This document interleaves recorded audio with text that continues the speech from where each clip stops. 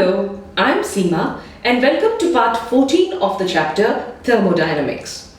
In this video, we are going to solve three numerical problems based on calorimetry and the heat capacity.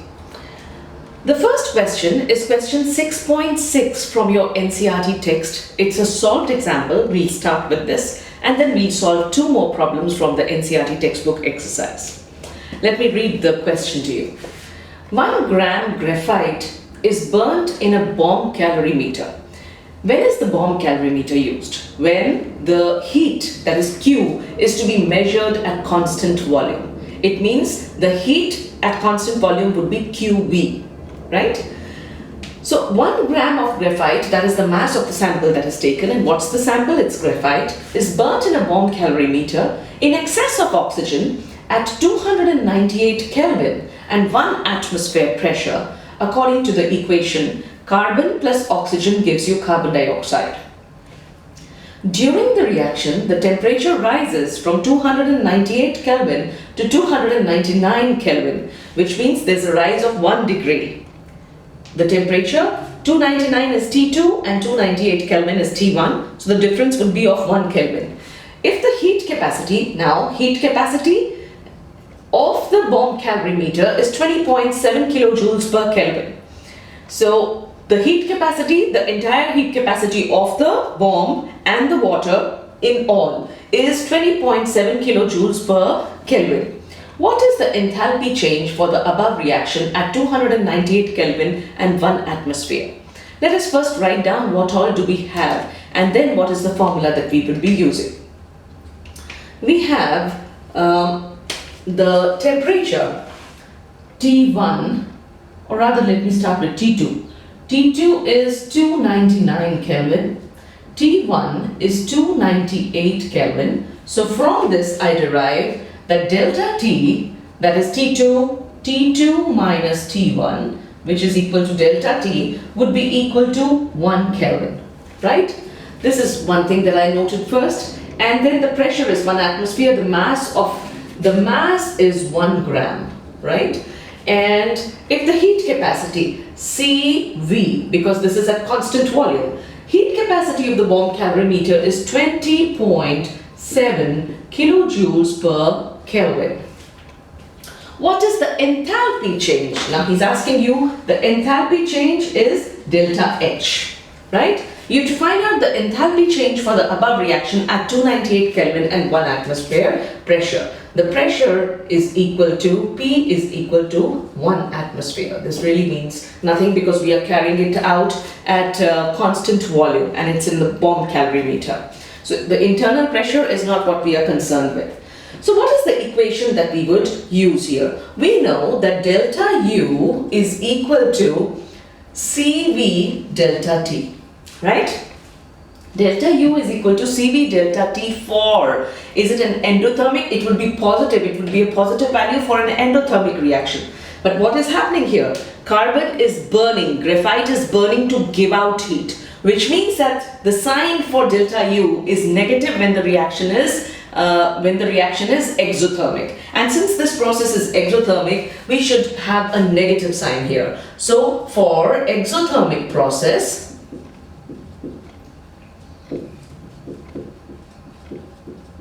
delta U would be equal to minus CV delta T. And what is CV? CV is, let us substitute the values now, 20.7 kilojoules per Kelvin is the value of C, and we need a negative value now because it's an exothermic process and by convention the answer should be a negative value into, and what is delta T? Delta T is 1 Kelvin into 1 Kelvin. So the Kelvin here, per Kelvin and Kelvin gets cancelled. You'll get minus 20.7 kilojoules of heat, right?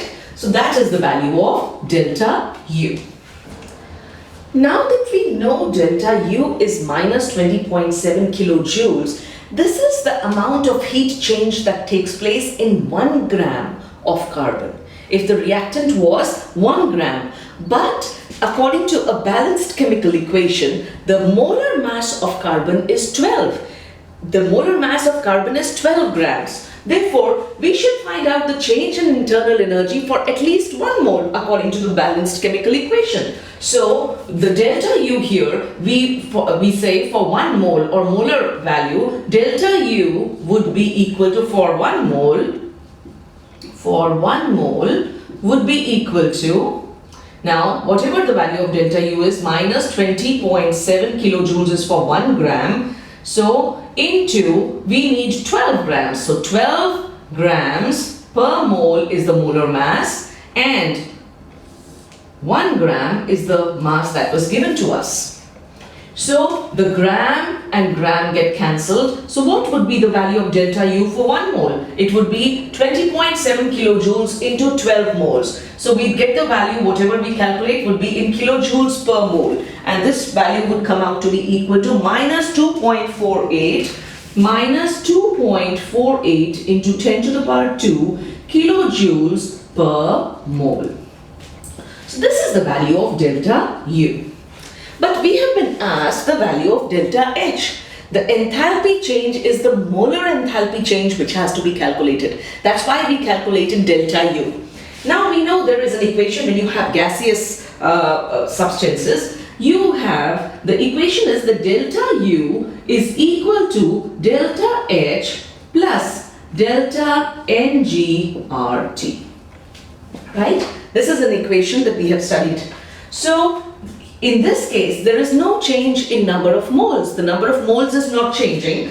It is in a closed vessel that the change is taking place. There is no change in number of moles. Therefore, delta, when you used 1 mole of carbon, you got 1 mole of carbon dioxide. So there is no change in the number of moles of the reactant and the product.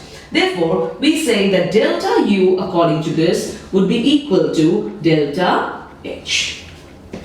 What is the value of delta U? The value of delta U we have calculated to be equal to, so minus 2.48 into 10 to the power 2 kilojoules per mole. So what would be the value of delta H? It would also be the same, that is minus 2.48 into 10 to the power 2 kilojoules per mole is the value of delta H. So this was the first question, and now I'll write down the second question. Now this is question 6.8 from the NCERT textbook exercise. The question reads that the reaction of cyanamide NH2CN solid with oxygen was carried out in a bomb calorimeter. Again, the reaction is taking place at constant volume if it is taking place in the bomb calorimeter. And delta U was found to be minus 742.7 kilojoules per mole. See, it's a combustion process that is taking place. Therefore, delta U should have a negative value if it is exothermic. So the minus value shows us that this reaction is exothermic. Burning is always exothermic. At 298 Kelvin, you have to calculate the enthalpy change, that is delta H is to be calculated for the reaction at 298 Kelvin. Now, even in the previous question when I discussed, I considered the number of moles of the reactant there. And we know that when we use the equation of delta NGRT and we are counting the change in number of moles, we are talking of the gaseous reactants and the gaseous products, not the other states. So although cyanamide at 298 Kelvin may be a solid initially, but before it burns, anything that burns, before it burns, it turns into its fumes, and it is the fumes, that is the vapors or the gas that burns. So whenever a thing is burning, it is actually burning in its gaseous state. So we will consider this to be a gas, and then we'll solve our problem. So here, what is it that we are looking for? What have we been given? We've been given that the temperature is 298 Kelvin. We've been given the value of Cv. Cv is minus 742.7 kilojoules per mole, right? And, sorry, delta U is given, not Cv. Delta U is given to us, right? Was found to be minus 742.7 kilojoules per mole. The temperature is 298 Kelvin. And you have to calculate the enthalpy change. Delta H is to be calculated. Now we know that delta H is equal to delta U plus delta NGRT for gaseous reactions, right? Delta H is equal to delta U plus delta Ng RT. And here we notice there is a change in number of moles. So we'll have to calculate, we know delta U, but we need to calculate delta N. In order to calculate delta N, let us see what is the number of moles, the final in the products, and minus the number of moles in the reactants. What is the number of gaseous moles in the products? Nitrogen and carbon dioxide. 1 mole of nitrogen, 1 mole of carbon dioxide. So this is 2 moles. Water is a liquid. So the two gaseous products are 2 moles. So 2 minus, what is the number of moles in the reactants? We have 1 mole here and 3 by 2 is 1.5. So 1 mole plus 3 by 2 is 1.5, which makes it 2.5, which is 2 minus 2.5. Therefore, the change in number of moles, delta Ng, we would say, because it is the change in number of moles of gaseous reactants and products, would be minus 0.5, right? It is minus half or minus 1 by 2 would be the change in number of moles. So we've calculated delta Ng. What would the value of R be? The gas constant always depends on the values of the other quantities, other state functions that you have used. Whatever units you use, the value of R should be in those units. So what are the units that we are using? We are using kilojoules, we are using mole, and we are using Kelvin. So we want R in kilojoules, mole, and Kelvin. We know R is equal to 8.314 joules per Kelvin per mole. So in order to convert it into kilojoules, we write it is equal to, R would be equal to 8.314 into 10 to the power minus 3 kilojoules per mole per Kelvin. You know, we usually write the mole first and Kelvin later. So I've just shifted it because that it feels a little awkward. So the value of R that we would be using would be 8.314 into 10 to the power minus 3 kilojoules per mole per Kelvin. So let us substitute the values now. Delta H is to be calculated is equal to, what is the value of delta U given to us? Delta U is minus 742.7 kilojoules per mole and plus delta Ng is minus 0.5, right? And R is into 8.314 into 10 to the power minus 3 kilojoules per mole per Kelvin into T. What is the temperature? 298 Kelvin, right?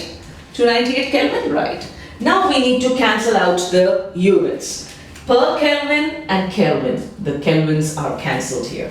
So now when you calculate this, what will it come to be equal to? This is minus 742.7 kilojoules per mole, and when you calculate all of this would be a negative value. Do you see? Because you have a minus 0.5 here. So the negative value, when you calculate this, it will come to be minus 1.2. So this would become minus 743.9 kilojoules per mole. Sorry, kilojoules per mole. So this would be the value of delta H, right? So now we'll solve one more numerical problem. So now this is question 6.9 from your NCERT textbook exercise. Let me read the question. You have to calculate the number of kilojoules of heat necessary to raise the temperature of 60 grams of aluminum from 35 degrees Celsius to 55 degrees Celsius. Molar heat capacity of aluminum is given, which is 24 joules per mole per Kelvin, right?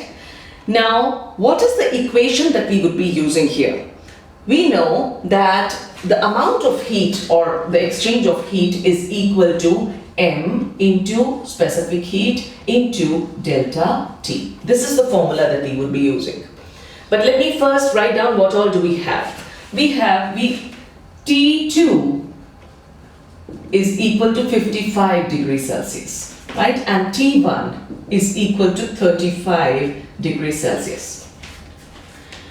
In the formula, we are going to use temperature in Kelvin. So I wrote these small T2 and T1 because it's given to us in Celsius. But what is the definition of heat capacity? Heat capacity is I'm not talking of molar heat capacity, I'm just talking of heat capacity. Let us say specific heat. It is the amount of heat that has to be given to a substance, 1 gram of a substance, to raise its temperature by 1 degree Kelvin or 1 Kelvin or 1 degree Celsius.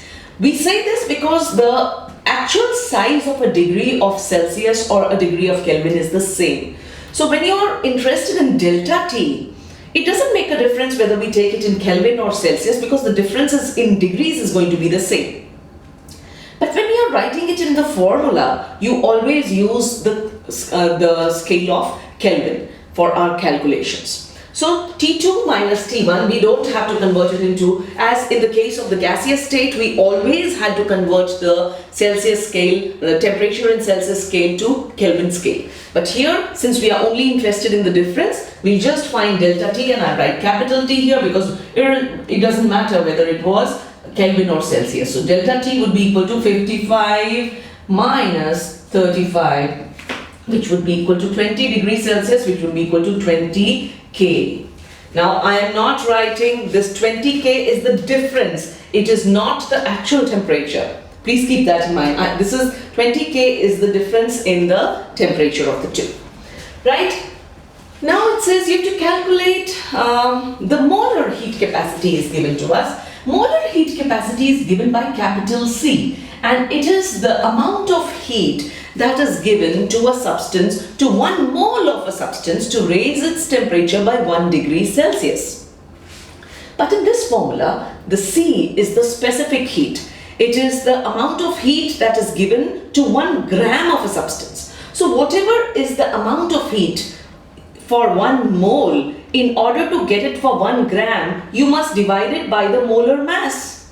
You must divide this quantity by its molar mass to get the value for 1 gram. Now, C, that is the amount of heat for 1 mole that has to be given, is 24 joules per mole per Kelvin. Right? So we say that 24 joules of heat has to be given to how many grams of aluminum? What is the molar mass of aluminum? It is 27 grams of aluminum to raise its temperature by 1 degree Celsius or 1 K. Right? So for 1 gram, how much would it be? Therefore, for how many kilojoules of heat will you have to give for 1 gram? For 1 gram of aluminum, the amount of heat to be given, which is small c, would be equal to 24 joules. What was the 24 joules per mole per Kelvin divided by the molar mass, that is 27 grams per mole. Right? Now per mole and per mole get cancelled and you get the value of C here. Now substitute, we have got, what is the mass given to us? M given is, let me write this here. M given to us is, M given to us is 60 grams, right?